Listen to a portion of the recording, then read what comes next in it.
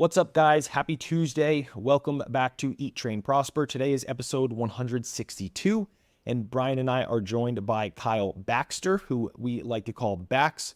Very interesting person, especially his positioning in the kind of lifting and physio world, which we will have him get into in a little bit once we get into a little bit of a formal update. But as always, I'd like to start off with some updates. Bax, since you are our guest, can you kick us off with some of your most recent updates, please? So updates on my life. I live in Thailand, Bangkok to be specific. I just spent the last week in Bali looking at some investment opportunities, having coffee with Aaron in person. So yeah, that's pretty much it. Back to normal things here in Bangkok, sitting on a computer and doing all the things that I do. Bax, what are you doing with your fitness these days? In your last 7 days, are you like in a contest prep? Are you training to gain? Are you doing cardio? What's kind of your get up right now? Yeah, so currently, I've been torn about talking about this on the Instagram, but I am 14 weeks out from my first bodybuilding show. Currently, everything is going very smoothly. So training is really just like more of the same hypertrophy-esque training, just trying to maintain performance while I get ridiculously lean for the next 3 months.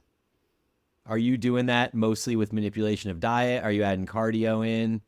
So right now we are trying something a little bit new, which will spark a lot of questions, especially from the research-based listeners, if there are some. Calories are 110% of maintenance on 5 days of the week. We have cardio in at just up to 20 minutes per day at 150 plus speeds per minute. I usually do like 160. Today it was like 165. So like a grind for like a short period of time. And on my rest days, I am doing a complete fast. So 0 food, just water, which obviously makes up the deficit in order for me to lose the fat that I need to be ridiculously lean on stage. So I love that. Thought process there is in terms of like fat loss, muscle gain, anabolism, catabolism, I should be able to kind of group all of it together. So I have like a day plus the morning where I do like most of my steps in cardio are on like the fasted morning on that morning. So I basically just take all of the fat loss and I group it together. And then I'm having a place where I'm actually in like kind of a surplus from a caloric standpoint, which will hopefully allow me to gain tissue as I get ridiculously lean up to a point where like, obviously there's probably a body fat percentage where that can't really happen, but I don't know if anyone has done it this way before because everyone is scared that fasting makes you lose tissue, which I don't believe is true. I kind of align with you as well. Is that a 24-hour fast or a 36? Like, are you going the full day plus the night before you eat again? Yeah, so I won't eat. So I'll stop eating at night with my last meal, like 8 p.m. So like tomorrow I'll eat. Thursday will be my fasting day. So Wednesday, 8 p.m. I'll stop eating. I'll wake up, do my cardio in the morning, just mosey around throughout the day, do my work. And then on Friday morning, I will wake up, do my cardio, usually like I just work on my phone. So I have a zillion client messages and I can do a lot of work on my phone. So I just walk back and forth in this like alley. I do that too. I'll just accrue like probably 15,000 steps before I even go back upstairs. And then I'll eat my first meal at like 9 a.m., 8:30, 9 a.m. And then I'll go on with the day. So that'll be like, I guess 36 hours. Yeah. Sweet. I'm excited to follow that. That's definitely a unique approach. Yeah. Bryan, do you want to kick us off with your updates, or I guess continue with your update? Yeah. I'm gonna be quick, and I don't have much today, anyways. So everything's swimming along great with all my stuff. As y'all know, I'm in this period of time where I'm prioritizing cardio over weights for the spring period, and cardio is going great. After my kind of monologue on running in the last episode, after reading the book Born to Run, naturally I decided I should go out and try barefoot running this past weekend, and ended up with blisters all over my feet. So maybe I need to take the barefoot running thing a little bit slower. But I plan to just, my plan is to do 1 or 2 runs a week along with all my biking and then all my lifting and all that, and kind of keep that process going. And so all of that's going great. Weights are moving up. I made a story post yesterday about how on the weights I'm taking this really slow, methodical approach to progression where, for example, last week I did 150 pounds for straight sets all across. This week I did 155 for the first set and then 150 for everything else straight across.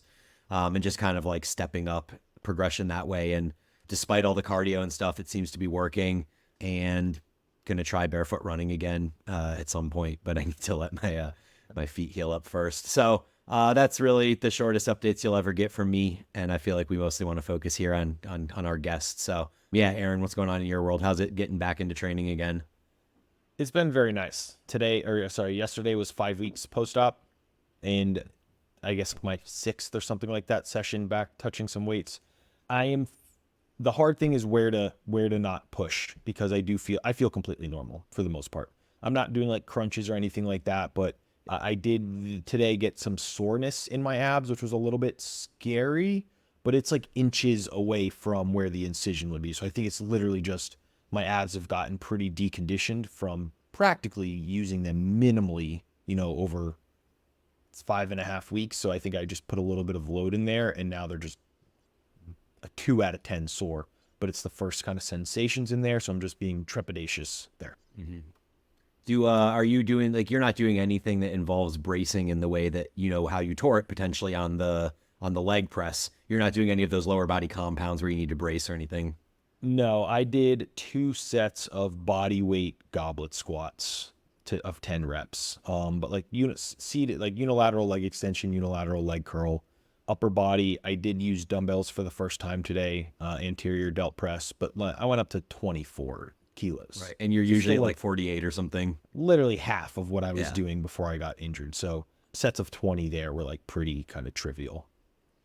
Yeah. Cool. So still being super conservative, but enough where I can put some tension back through my, muscular system and actually get a little bit sweaty and use my body of sorts. Cool. All right, cool. So let's dive into things. So Bax, the first thing I wanted to touch on is your background a little bit, because I feel like, we all kind of have this meandering approach to where we land or end up where we currently are, but yours is just a background that I find interesting. I was a little bit curious about it before, you and I got to sit down and hang out. So if you can just take, the listeners through kind of how you got to where you are now, because you have some strong opinions on things, which I'm not saying is necessarily a bad thing, but I think it helps if we can get a little bit of backstory for where these opinions come from.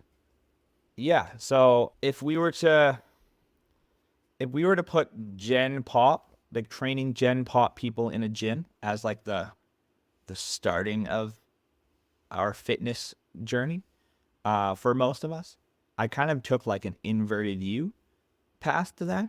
So I started in high performance strength and conditioning. I was going to school to be a physio. And as I was training mostly hockey players, some NHL, college, etc., I kind of got very turned off by physio. At that same time, I started teaching biomechanics at a college. I got a little bit more into like the pain side. I was doing like in Canada, there's like your credential is called like a kinesiologist. So like in between, you're not a physio, but you have a kin degree and like you can bill through insurance. So I started doing a little bit of that. And then I got to a point where I was kind of just like working myself to the ground. So I quit both of my jobs and I just started training. Like I got a job at a commercial gym training like Gen Pop people. And my goal was like to not go to physio school. Didn't really know what was going on, but I'm like, all right, cool. I start to do this. I learned like way more about like running a business and all of that. And then I got to a point where I was still doing like the active rehab thing, and people physios and clinicians didn't take me seriously because I didn't have a piece of paper.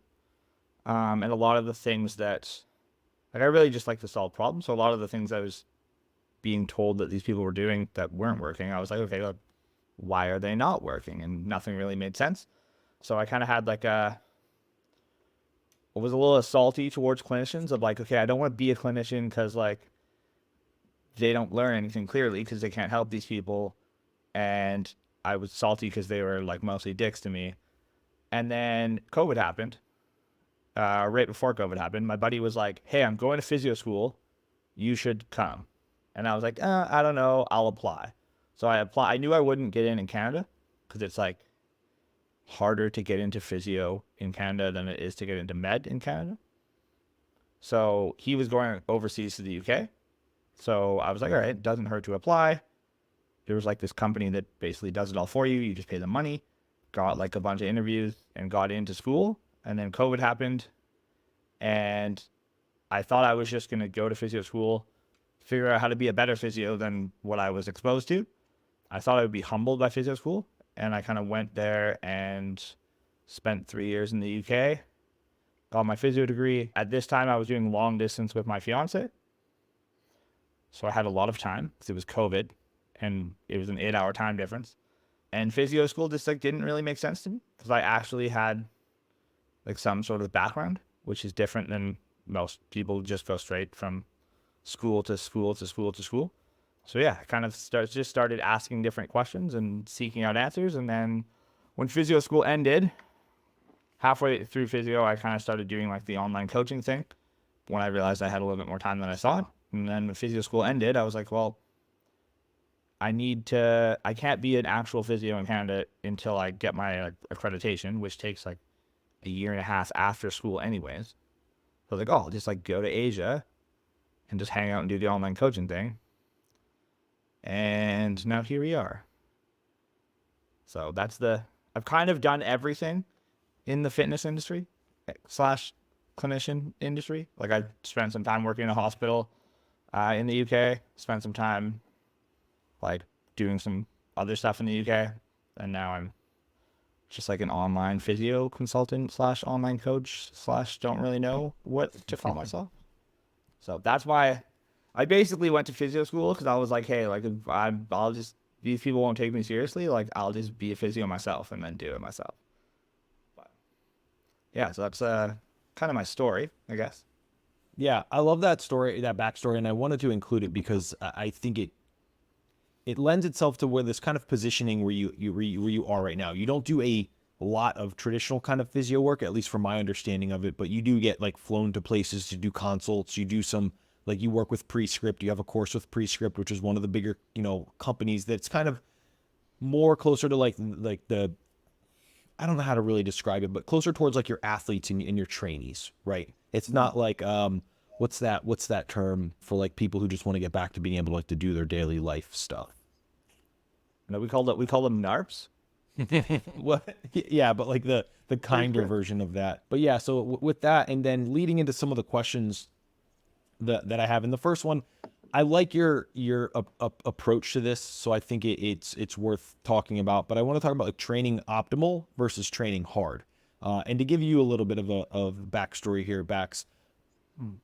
Bryan's pretty good on biomechanics stuff. I would say as someone who doesn't have a degree or anything like that in those things, Bryan's very, very knowledgeable and good. And he does a really good job of like filling the gaps of where I say things incorrectly and stuff like that on the podcast. So the listeners are pretty well informed from him. I will say though, we have a very kind of splitting views in the current state of the industry of like the training optimal versus training hard. There's people like us who I think try and get people on both sides to see the bigger picture. But I wanted just to get your takes there because obviously I respect your opinion and I do think you explain it really well. So can you share with us your thoughts on that, please? Yeah, so I think everyone wants to be a part of something, and it's hard to like just take the stance on the internet of like, oh yeah, everything works. Like just pick something. And I think I'm in between the camp with the clinicians of like, I shit on traditional physio stuff because it kind of doesn't work long term sometimes. And then like I'm more into like lifting things, which I think works a little bit better. right? So in terms of like training optimal versus training hard, I think we need to look at like a full lifting career of like, it's not optimal if you can't continue to do it forever, right? So say that I go to failure, past failure on every single set forever. Biomechanics are optimal. I might not even be able to do that forever. So like, is that optimal? Probably not. So I think looking at it as you can only, when you talk about, I'm assuming like we're mostly coming from the hypertrophy lens. And I think Yes. you don't have to choose really. I think, I don't know, we've trained together. We've trained with similar people. Like we train very, very hard and also accurate at the same time. And I think there is something to be said about with training optimal. I think it takes a very muscular approach when I think there's a lot more to creating a stimulus than just muscle in terms of like, I need to stimulate these specific fibers, right? So it's become in my outside view, I guess not outside, but I'm in it, but I guess my view of it now, it's not how much we can put tension across a muscle or stretch a muscle. It's how much we can load a muscle, right? So it comes and load a muscle long term. So I'll kind of give some examples of when from my especially physio perspective, like optimality falls short, right? So we're on a leg press. Guy who trains hard, classic bodybuilder, meathead guy, the effort crowd, would just load up a gazillion plates. He'd maybe do like half reps, and he would do that forever, which is fine. Will he, in my perspective, run into issues? Probably, if he doesn't take his joints through full range of motion. Mm-hmm. Could he get more range of motion and more gains with less load? Yeah, maybe. But if he goes to the same proximity to failure, does it really matter? Probably not. There is the conversation of different muscle lengths hypertrophying a muscle in a different way, but that's a very long conversation. And then the other side is like, I need to get as much stretch as I can across my quads. So I let my heels come up because then I can get more knee flexion, which limits the load to like 25% of what meathead would do. Mm-hmm. Say that they're twins for this example, right? Now I'm using 25% of the load and still going to failure. I do think from a hypertrophy perspective, like load will always be king. So if we're sacrificing that much load for a little bit more range of motion, I don't know if the trade-off is there. So like that would be like the two ends of the spectrum. Mm-hmm. And then from my physio perspective, as soon as your heel comes off, we don't have any range of motion through the entire chain. The task will always win, and our knee will bend and our hip will flex. But is it bending and flexing the way we want it to? Which is a little bit different. Which eventually puts stress across soft tissues instead of putting stress. We can't really putting stress across places we don't want, that don't heal, don't recover as fast as a muscle. And that's when we run into like maybe actual injuries, but it's like impossible to say. So I think that there is kind of a sweet spot of like, we do need to load things, but I mean, effort equalizes all of that. Mm-hmm. And I feel like enjoyment and training longevity is a thing. It's like, okay, if you like training hard, you train hard because you enjoy it. If you like doing something slower with more meticulous range of motion, also do that. But I think there's a lot of taking a side before you've tried something, right? So like, I'm sure all three of us have tried kind of both ways, and we've probably like landed somewhere in the middle. Mm-hmm. Right? Because going all the way to one side or going all the way to the other, I don't think works as well. But I think people choose a camp before they have the experience to know what they're really choosing. Mm-hmm. Right? So if So- I was like, hey, go ahead. I was going to say, with that example that you're using then, where the feet up high with the short range of motion is one end of the spectrum, and then the feet down low doing almost like a sissy leg press is the other side of the spectrum, and you're losing stability and output because your heels are coming off. Would then the perfect compromise essentially be putting your feet low, but using a full range of motion, bringing your knees into your chest, but keeping your heels fully planted on the platform the entire time? And then with that said, is there potentially a difference in your mind between the stimulus that one might go for by putting the feet high and keeping the shins more perpendicular to the platform, in which case we'd be essentially trying to bias more glutes, and the load would be higher as a result of the range of motion decreasing. And then, as you lower the feet down and get more knee flexion and ankle flexion, we're now going to have to reduce the load, but not as much as you would by going into a sissy leg press because you're keeping your full foot on the platform. Or am I clarifying that correctly in your mind?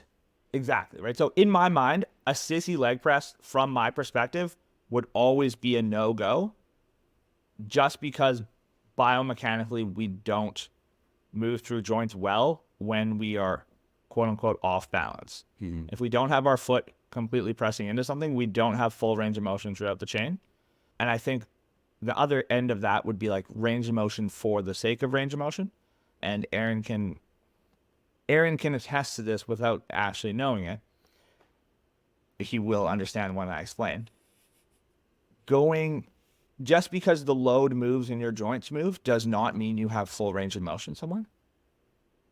So if we think about the hip joint, we only have so much range of motion, and we need to manage pressures in the thoracic cavity in order to get everything to change orientation as we go down. If we can't, the load will kind of like squish us and pressures will go where they want. Mm-hmm. If pressures win the battle for long enough in a place, for example, your abdominal wall, now your abdominal wall tissue tolerance might get compromised. Mm-hmm.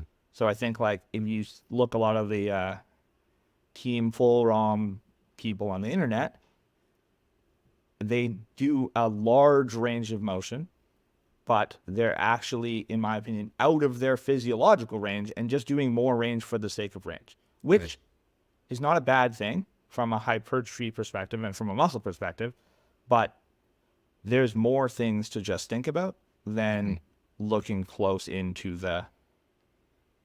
just the hypertrophy lens. Like, I think we need to zoom out a little bit of like, there's a nervous system that governs everything. There's soft tissues that heal slower than muscle tissue and recover slower than muscle tissue, right? So if we're not looking at all these systems and checking the box and we're just like zooming into our hypertrophy lens, I think that's when we might run into issues long term. But yeah, Bryan, I do agree, like the range of motion trade-off with the load. And then like if we're biasing certain muscles, it's probably another thing that we need to think about. Mm-hmm. In terms of like, okay, where do we want range of motion here? And then there's another thing that we could think about of like, okay, do we want to use more passive structures to help move this load? Or do we want to move more active structures, right? Maybe I cut the range by 10% so I don't get as much connective tissue involvement. So I actually have to contractile tissue to move load. Yeah. It's kind of like if you're doing I think of pendulum, because you see this a lot, especially in the team full ROM stuff, but they'll show somebody doing a pendulum and they'll get to the point of maximum knee flexion, but then they'll keep going down to the point where the knees actually start moving backwards. And now we're loading the hip structure more than we're actually loading the quad structure. Mm-hmm. Exactly. Right. And we end up with, in that, you'll see it a lot, is like you'll end up with people with no glutes and just massive adductors because their pelvis is just going all over the place. And then the only thing that can push them, that can extend their hip because their pelvis is just all over the place, is their adductors. And then we kind of get into this, when we look at it from a hypertrophy perspective, is like, is that what we want? Probably not. Yep. So what I wanted to do is kind of shift the conversation very, very similar to that, but into a few specific examples and things that, I was able to learn from you that you were able to help me with within minutes, which was pretty, sweet for me, to be completely honest. And the first one I wanted to touch on is foot pressure, and then how that relates to the lower back and hip hinging issues. Love that. So basically, we are at the mercy of gravity 24/7, 365. If the body deems itself to be balanced, we will have dissociation between joint segments, meaning we'll have true range of motion. Easy example, you do a bodyweight squat, it looks like trash. You hold a 15 kilogram dumbbell in a goblet position, it looks a lot less like trash, right? Did we open up more range of motion? No. We just manage your center of mass a little bit better. So now we have more range of motion throughout the entire chain. Hip hinging is no different. So the prerequisites of a hip hinge, if we think about it from a joint by joint perspective, we need movement at the SI joint so the pelvic outlet can open. That's a complicated topic, but basically we need movement at the SI joint. We need internal rotation and flexion of the hip. We need internal rotation a little bit at the tibia, and we need pronation of the foot. If we don't have movement of the foot, we have a stiff limb, we will not get a change in shape at the pelvis, which means we won't be able to load the hip musculature as effectively. If we can't put the tension across the hip musculature, the tension might go across other musculature and the pressures might go across other musculature. And then when I've done my set of hinges, where might I feel it? Probably in the low back. So when it comes to, this is why I harp on foot pressure and hand, not really hand pressure because it's boring for Instagram, but it's as equally important, and upper body things are way more complicated to deal with than like lower body things. But if we look at, if we were to Google sensory homunculus, it's like this kind of topical map of the body that shows where we have the most sensory receptors, right? 4 places: feet, hand, face, genitals. Okay, hopefully you're not cueing your client's genitals or face. If we can focus on distal input, right, what the hand is doing, what the foot is doing, and then we focus on changing the shape of the axial skeleton, the rib cage and the SI joint, now we have true range of motion. So if we cannot pronate the foot or internally rotate the foot, we have no range of motion at the hip, regardless of what it might look like, because range of motion at the SI joint is something that you cannot see. If we look at research, between 1 and 4 degrees of range of motion, my physio school profs actually just wrote it off as like it doesn't move at all. And it's like, no, like it's probably quite important. And if we have 2 degrees somewhere and I take away 1, that's a 50% reduction. So in terms of hinging, most people just don't have the range of motion anywhere. But we think about hinging of like, where do we move through? The hips. But range of motion isn't local, it's global, right? If I don't get a change of shape of my foot, I won't get a tibia that rotates, which means I don't have a knee that bends properly, which means I don't have a hip that internally rotates, and I don't have a pelvis that can move, which means everything is kind of like associated. So you're basically just SpongeBob SquarePants trying to hinge. Minus the legs, because they can actually move, right? So now, if I'm just like a Lego guy, the tension just goes everywhere. Does that make sense? Can we quickly clarify pronation of the foot? Because I feel like to practically put this into perspective where somebody can apply this, are we looking at pronation of the foot as like we're slightly internally rotating to the point where the pressure is being pushed through the big toe? Or like, how can we explain this? Okay, so there is a difference between supination of the foot, very good. Pronation of the foot, very good.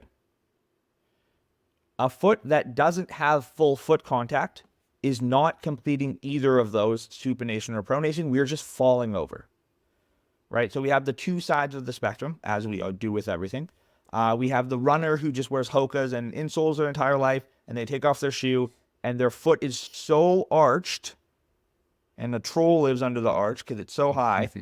And the first metatarsal head, that's the bone beside behind your big toe, doesn't even touch the ground. That's not supination. That's a foot that's not balanced. Right? That's world's stiffest foot. We need to unstiff that foot enough. We unstiff it a little bit. We have full foot pressure. We have what we would supination. If we go to the other end of the spectrum, we have pronation, which is demonized. And that would be the foot is falling in so much that we lose the fifth met head, which is behind your little piggy. Yeah. Right? So that's a foot that's falling over too. That's not good. We want to be somewhere in the middle where we can have pressure on 5 spots. I made up these 5 spots. So usually here, tripod foot. Right? So the heel bone, so lateral and medial, so inside and outside, calcaneus. So if you're all on one side of the heel, probably not good. This is only when we're pushing force into the floor, but that's usually when we assess these things. Right? Your first met head and your fifth met head, and then your big toe. We should be able to have pressure on those 5 spots.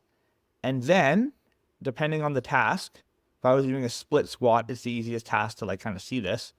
The foot will change shape from supination to pronation as we go through internal and external rotation. And that will tell us, it's a sign that we have range of motion all the way up the chain, which means we have true hip range of motion. If we lose foot pressure on one of those 5 spots, we are falling over and we immediately have less range of motion globally. We're usually just talking about lower body, but actually globally. Does that make a little bit more sense? Yeah, no, that's great. I love the five pressures of the foot. One thing that I've been cued on in the past, and this may be completely wrong, but to almost think of like the way a bird would grip a tree branch with its claws. You almost want to kind of think about like gripping the floor with your feet through that. Like what would you think of that cue? I think it's a good cue for someone who is what would be maybe over pronated, like losing their fifth met head. Mm-hmm. Right? So they're all the way on that side of the spectrum. And then there's like the balanced in the middle. And then there's like losing their first met head would be the other side of the spectrum. So like we're over pronated. We say, okay, grip the ground and like screw your feet out just a little bit. And that puts you to a place where like, oh, do you feel full foot pressure? Good. Now your knee's tracking over your second toe. Just like keep it there. When that cue falls short is when we try to grip the ground the entire time. Right? Because pronation or internal rotation is force production by nature. Right? If we think about how you run, if you run fast, you're just not hitting your heel on the ground. You think about like someone who runs slow, it's a little bit more. Gait cycle and running, very not the same. Gait cycle and slow running, a little bit closer. Right? So someone hits the ground with their heel, their foot is supinated, it absorbs force, they need to produce force to push themselves to the other side. As it pronates, it goes back to supination as they push. Right? So if you're under heavy load, your foot should not be supinated whatsoever. Right? If you unrack a leg press, you unrack a heavy squat, your foot should already be like, you shouldn't see it change shape because it's already there. Because it needs to push into the ground or you'd just be a bag of bones. Right? So the screw your foot out cue is not bad.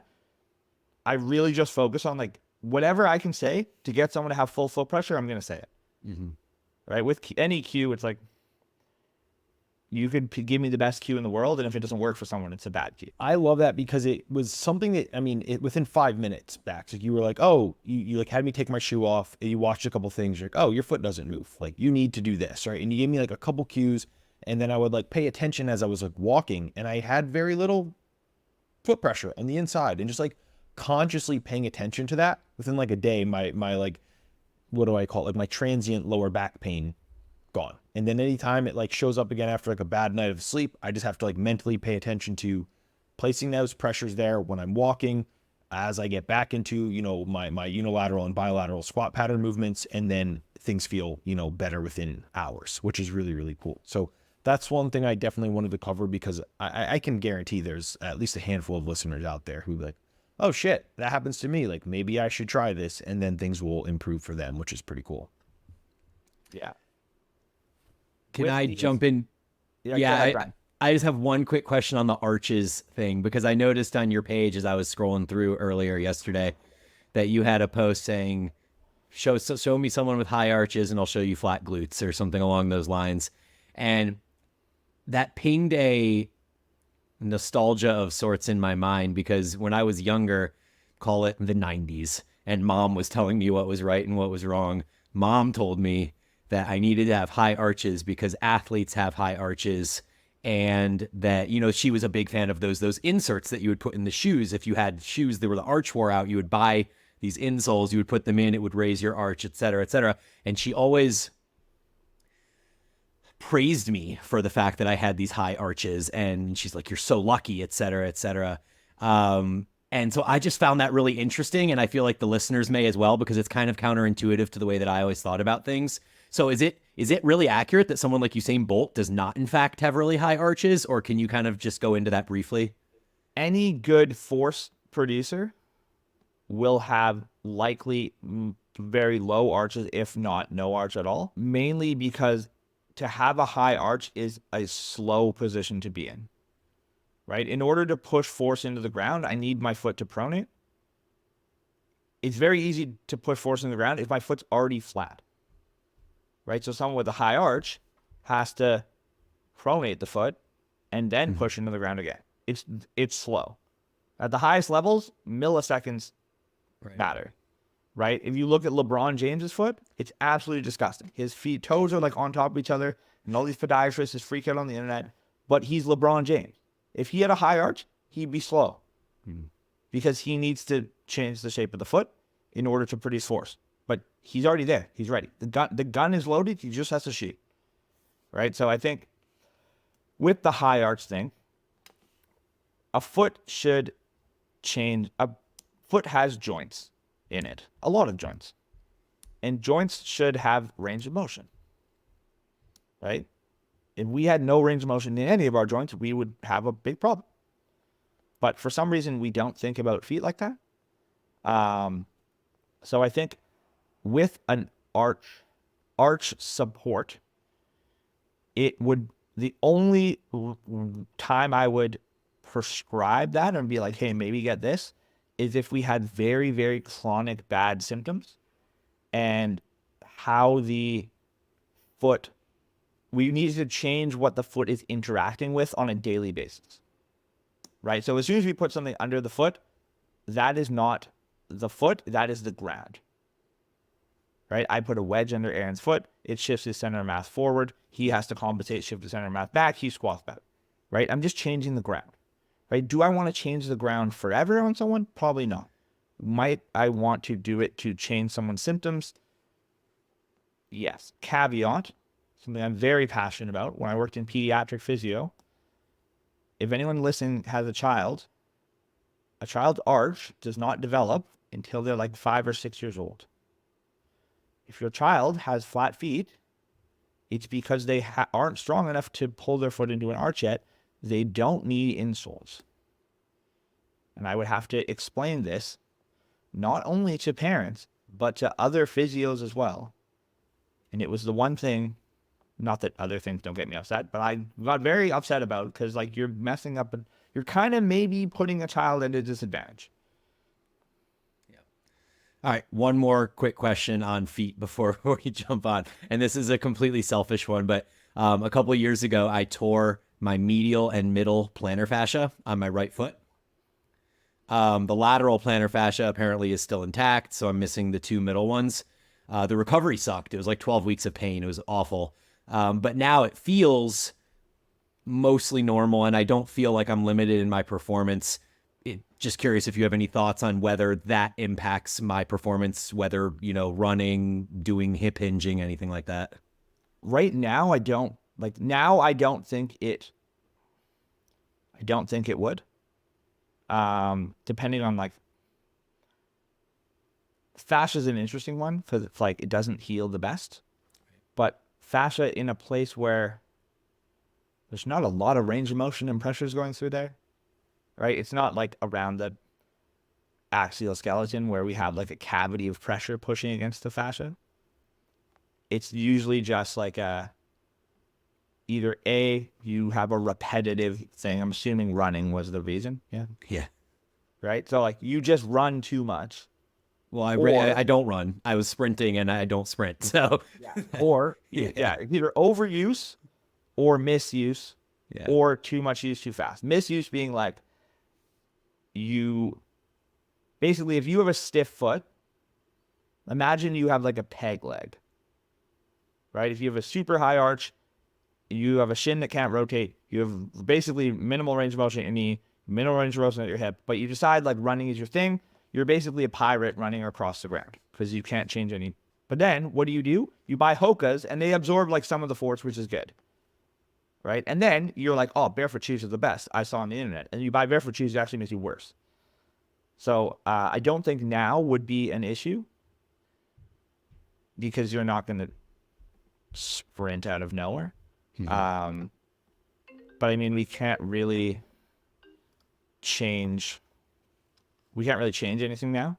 So I don't think it would be an issue. My first thing would be like, okay, do we have range of motion at the foot? Can we pronate and supinate? Yeah. Do we have range of motion up the chain? Okay, train accordingly. If you want to run, maybe we gradate you up to something. There is some sort of like tissue tolerance needed for these things. And then we kind of just go from there. Cool. Yeah, I mean, that's sort of the way I figured it as well. I haven't noticed any limitations and I can still supinate, pronate, seem to be fine. I'm a little tentative in wanting to like ever go all out, 100-meter as fast as possible type thing. But I seem to be fine running, 200s, 400s, stuff like that. So yeah, if you can run 200, you're probably fine running 100. It was probably just like a bunch of other things as well. So gotcha. Cool. Well, thank you, Aaron. I'll let you continue from here. Yeah. So one of the other things that I really like that you talk about, it's just different from what I've heard. So I wanted to bring these things to the our podcast listeners, is rib cage movement in general. So you've on numerous times said very interesting things about the movement of the rib cage and how that in people with limitations of it can lead to shoulder or restriction mobility issues and those sorts of things. So can you give us a little bit of like a general outline of that and then how that pertains to common issues that pop up with people? Yes. So in order to move a joint, a joint consists of two bones, just generalize. I need to have movement of both of the bones in order for the joint to move effectively.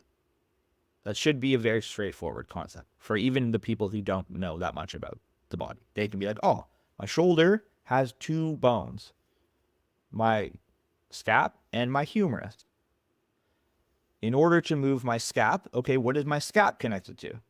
My scap is connected to my clavicle. What is my clavicle connected to?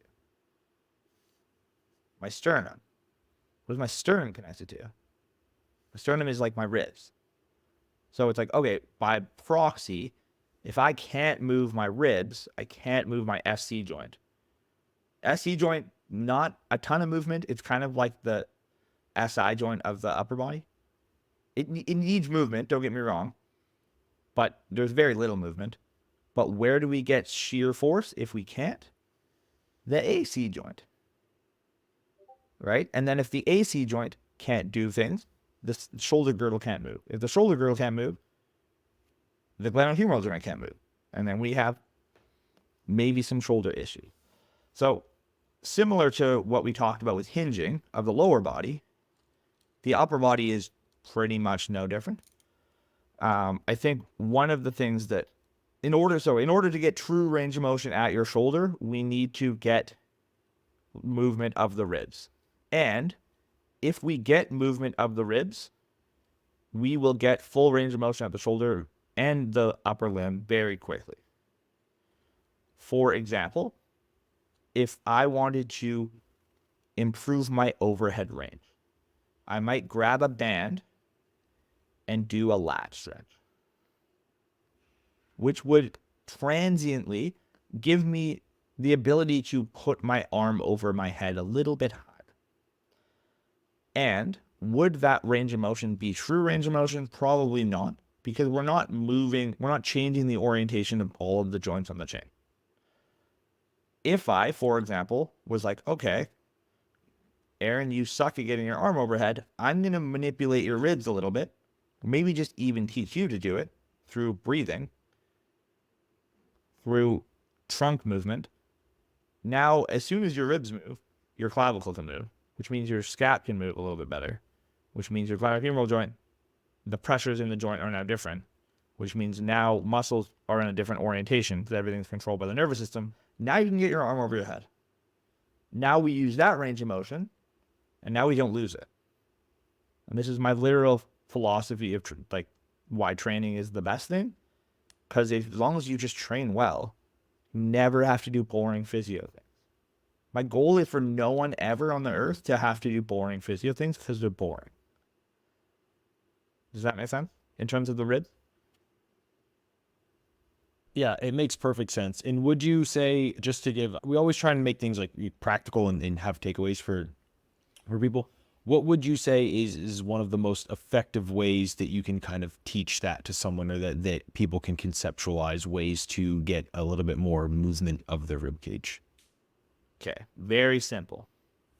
Everyone here has probably heard about belly breathing. You want to do the opposite of that. Because your lungs are not in your belly. They're in fact in your rib cage. So what I'd like someone to do, everyone listening can try this right now. Take your hands, put it on your ab wall. If you have a hernia, put it right over where the hernia is. You're going to close your mouth. You're going to tilt your chin up a little bit. You're going to put your tongue on the back of your teeth. You're going to breathe out slow through your nose. Very, very slowly until you feel like you almost need to gasp for air. And then you're going to breathe in slowly through your nose. But I don't want your abdominal wall to push into your hands. As you breathe in slowly and quietly, you should feel 360-degree movement of your rib cage. It will be hard for everyone. Congratulations, you just improved your shoulder range of motion. Not just in flexion, but in internal rotation, external rotation, literally everything. So, Okay. I've never once heard that we should breathe in that manner. It's always been explained to me that belly breathing is like the proper way to breathe. So is this like just a drill that we're doing, or is this like how you recommend breathing in general? Okay, so breathing, just like walking, is an autonomous task. Meaning it is beyond conscious control. If you don't think, you'll breathe. If you don't think, you'll walk. I want autonomous things to be autonomous, right? I'm never going to tell someone how to breathe. I'm never going to tell someone how to sit. I'm never going to tell someone how to walk. And if I train someone's body to have kind of a different way to do those things, when we're not thinking about it, we might use that different way a little bit more, right? So with the breathing stuff, it's like, okay, usually say you're my physio client, you say Aaron's my physio client and he has a hernia. Like, okay, you suck at managing pressures in your thoracic cavity and you ripped a hole in your belly. Cool. We should probably get more rib cage movement. We should probably get more pelvis movement. First exercise, we're going to stack the rib cage and pelvis. We're going to take away gravity. We're going to put you on the ground in probably like a bridge, a very low bridge position. And you're going to do exactly what I just explained. You're going to do that for 10 breaths. Then we might put you into something else. Then we might eventually lift. And then eventually you'll get good at that enough that you don't need to do the boring stuff. And your ribs will just move around and you'll be able to manage pressure. But in terms of like things that are autonomous, I always want to keep them autonomous. Nothing pains me more than someone who's like, I have bad desk posture. And I'm like, yo, you've been dieting for 30 weeks. You're energy deficient. Your body's trying to save energy, right? So all the autonomous things should stay autonomous. With the breathing stuff, it's something that we can practice to just make a different way we're basically modulating the nervous system so the brain finds a different way to do things. And that's why when Aaron was like, oh, these things made such a quick change, all physio is doing, if we're not actually like healing tissue, which most of the time we're not, we're just trying to find a tissue that's not actually injured. We're just modulating the nervous system, right? You feel pressure across your low back. We move the shape of your pelvis by giving you different foot pressure. You have less stress across your low back. We have bad shoulder range of motion. We manage pressures in your thoracic cavity by giving you specific breathing cues. 10 breaths later, wow, my shoulder feels so much better. And then we just go use the stuff, and then we're good. Does that make sense? Yeah. So I guess are we still is the intention then? I mean, it's autonomous, but I guess the clarification in my mind would be like, I've always heard and felt myself that more diaphragmatic breathing seems to create a higher stress response within my body. And it seems like the belly breathing allows me to get more parasympathetic and kind of, it's like the more meditative state of sorts. Is that accurate, or just trying to assess that? It depends on, okay, one, there's no such thing as breathing that doesn't involve diaphragm. For sure. Right? But you can eliminate the belly as we just did. Yes. So that basically is just a byproduct of the speed in which you exchange air with the environment. Right? So a slow exhale and inhale is by proxy parasympathetic. Right? Some people will say like one is one and one is the other. If you're exchanging air with the environment slow, you're in a relaxing place. Right? You know when you need to exchange air with the environment fast? When your pH is frigged or you need a high oxygen demand. One of those two. That is not parasympathetic by any means. So, sorry, can you repeat your question? The question was, I think you mostly answered it. I mean, my experience and that of other, I guess, experts in the field, in quotes, would just be that the belly breathing, and specifically the exhale, which you alluded to, potentially has more parasympathetic feelings than faster, shallower breathing that maybe would be more associated with keeping it in the upper chest as opposed to in that full kind of belly spectrum. Yes. So with that, using more, so we have our primary muscles of breathing, mainly diaphragm, intercostal a little bit.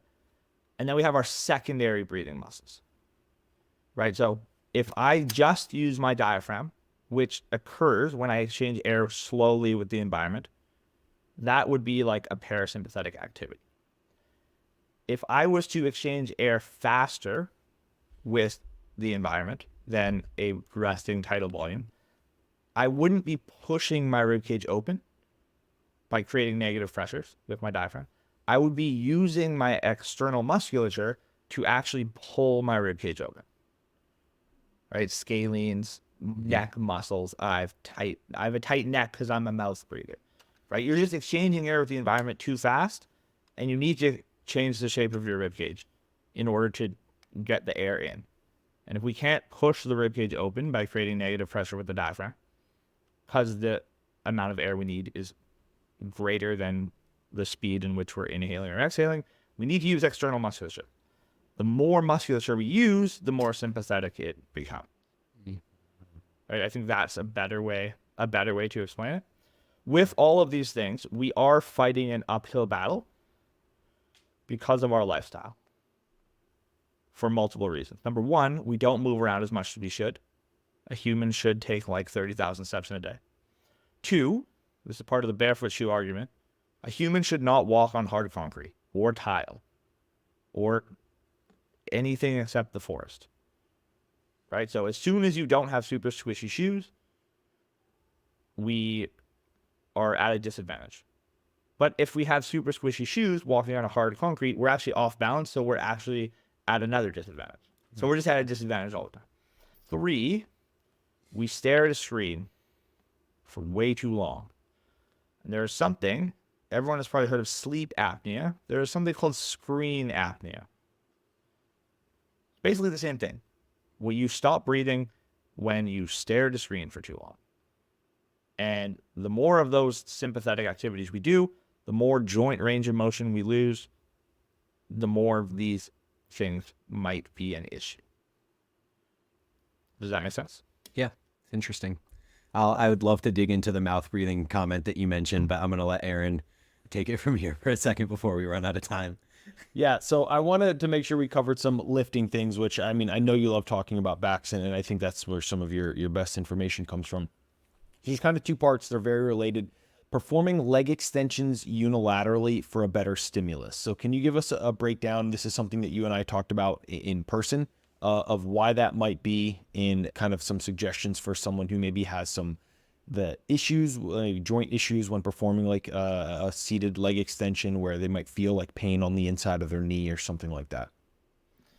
Yeah. So I actually have a new opinion about this. In terms of, and it kind of works for lats as well. So in terms of bending my knee and extending my knee, I need a certain amount of range of motion at the hip and at the shin. Right? We assume that if the shin is on the pad, we're not getting a ton of shin rotation, in which it still is the shin is still rotating. That is what knee flexion is. But if I do something unilateral, I can modulate my position of my pelvis relative to my femur that is on the seat, which is putting my femur in a different range of motion, which is going to affect how my knee basically functions. So someone who has a hard time bending their knee, doesn't have a lot of hip range of motion, experiences some sort of pain with, usually on a knee extension, it's in the shortened position because the knee is actually already extended and we're trying to extend it more. Modulating the position of our pelvis on the seat, just by proxy of doing it unilateral, might be a little bit better. Caveat to that, kind of the tension argument we talked about.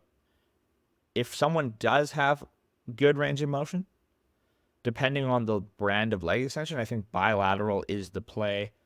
If we can line up shin, knee, and hip, simply because it, regardless of the load, I think it allows for more stability, even though there will be probably double the load, because the pelvis won't kind of be like rotating. You don't need to find a place for your other foot. You're kind of a little bit more locked in. So take home, easiest way to get good at leg extension if you have knee issues, don't put your shin in the divot that is made on the leg extension, because that's where everyone puts their shin, and it's way too far out, and it's not in line with your knee and your hip, which means you're basically twisting through your knee in a place that's not the best. Your knee will be already extended from a joint mechanics perspective when you're in flexion, because your tibia is like turned outwards. So take your feet or take your shins and put them a little bit more close together on the divot, so that as you extend, you shouldn't see your kneecap move. If you see your kneecap move, your hips are going everywhere. That's not true range of motion through your knee. One, you'll get a better actual stimulus. I do think there's like a regional hypertrophy conversation to be had there. People who suck and have knee pain bending their knee will have different quad development than someone who actually can bend their knee properly. But yeah, that would be my tip for quad extension things. Something that just kind of went off in my head as you were speaking, and I wish I thought of this when you and I first talked about it.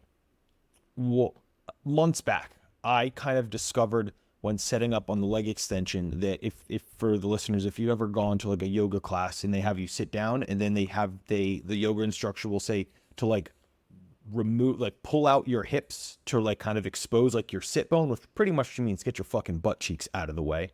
And when I would do that, I would find that I would be able to get like a much better set and stimulus. And really what I was doing was just kind of like internally rotating my hips a little bit to line things up. And I have a pretty big glutes and ass. So it'd be like getting that out of the way so that I could internally rotate and sit a little bit more aligned, and I'd be able to get like a much better stimulus out of it. So I just wanted to bring that up as I thought that could potentially be helpful for the listeners. Yeah, like with single joint exercises, with a lot of exercises, we need to understand where we are moving through. I think one of the other ones where like big glutes come into play is when we're doing some sort of like core bracing. For those listening on a podcast, I'm doing the quotes, air quotes, like core bracing dead bug activity. When someone's like, you got to keep your back flat on the ground. It's like, no, your spine is an S and you have massive glutes. If your back is flat on the ground, you're doing something wrong. So understanding where we're moving through and what joints shouldn't move as we move other joints, probably a little bit more. It was so individualized.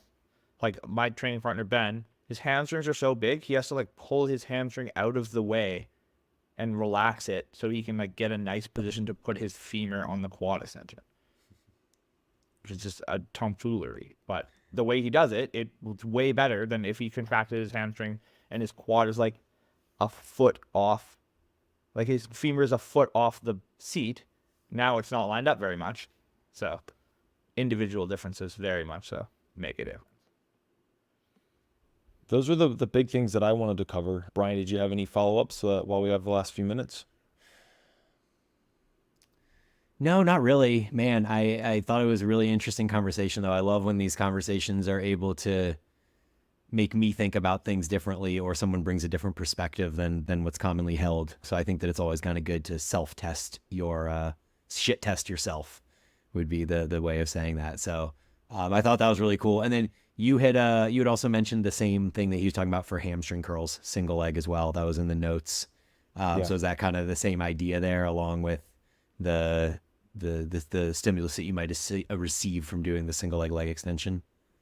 Yeah, I mean, that's actually how Bax and I originally started that conversation. Is we were doing seated leg curls, and like I would get some only on one of mine, some medial pain, and he was like, well, basically, look how you have your fucking legs set up, and I would like have them out like a V, and then I think I would either like I just had my legs like not straight pretty much, and he's like, yeah, look how you were almost like supinating as you were externally rotating as you were in the leg curl. Is that right? Yeah. So no, I feel that too. I feel like the single leg extension, single leg curl, they really do allow you to just get that slight hip rotation in there that allow things to line up just much better. So aside from my inclination to hate single leg movements because you have to do double the amount of work and fail twice, I do see the benefit there. Yep. Cool. So we can wrap this one up. Bax, can you tell everyone where they can find more of you if someone is having some, pain or issues that they would like some help solving, the best way to get in contact with you and those sorts of things? Yes, quick take-home messages before we leave. Number one, get your full foot in contact with the ground and or surface that you're using. Number two, belly breathing is a myth and you've been lied to. Your lungs are in your rib cage, I promise. If you don't believe me, get an x-ray.